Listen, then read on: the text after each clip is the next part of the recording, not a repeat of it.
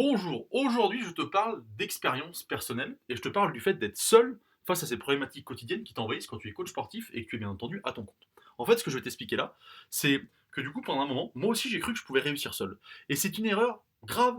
Et en fait, c'est ton ego quelque part qui te trompe et qui te dit, mais si, bien sûr, c'est facile, vas-y, tout seul. Bref, dans cette vidéo, je te raconte les erreurs que j'ai faites pour ne pas que tu les fasses toi. Bonjour, je m'appelle Anthony Chave, coach sportif, fondateur de la franchise Perform Coach, qui permet aux coachs de ne pas refaire les mêmes erreurs que leur fondateur.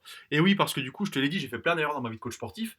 Et du coup, maintenant, je partage, j'allais dire, ces erreurs-là pour que les gens ne les fassent plus. Parce que c'est important, je trouve, de partager, justement, de te dire, bah moi, j'ai fait cette erreur-là, j'ai cru ça, et du coup, bah, ça m'a amené dans le mur, en fait, tout simplement.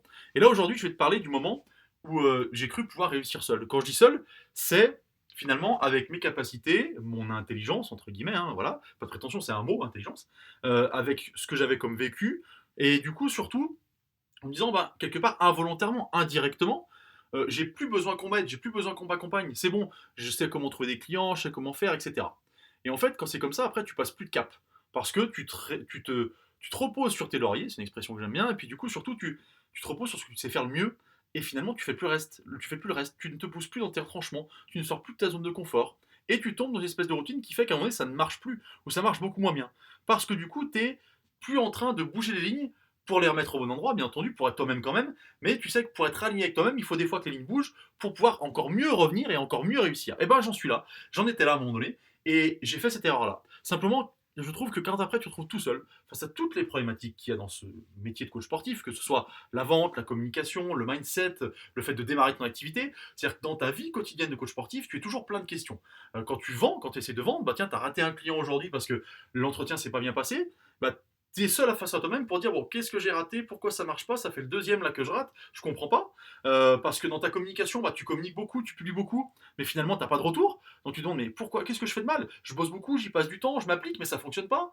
Dans ton mindset, c'est-à-dire dans ton état d'esprit quotidien, il est très fluctuant, il y a des hauts, des bas, tu te sens pas toujours motivé, t'en as même un peu marre, et tu te demandes comment faire pour sortir de là. Et puis quand tu lances ta boîte encore plus, parce que là, tu es plein d'énergie, mais tu es aussi plein de questions auxquelles tu n'as pas les réponses. Et puis quand tu testes, c'est ce que j'ai vécu aussi, hein, c'est-à-dire que tu testes à un moment donné, des choses. Ça fonctionne, super, cool.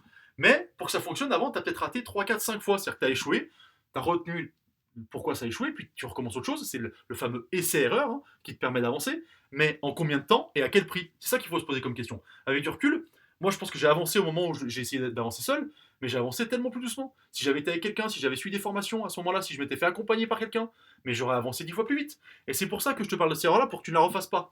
Maintenant, j'accompagne les coachs justement parce que je pense que c'est tellement important d'être accompagné en permanence. Moi, maintenant, je suis encore accompagné dans le côté business, dans plein de choses, et sur le fonctionnement du temps, enfin bref, sur tous les points où j'ai envie de progresser, d'avancer. Parce que finalement, ça me permet toujours de faire bouger ces lignes et de progresser et d'avancer, et en plus d'en faire profiter derrière les franchisés avec mon expérience et ce que je teste aussi.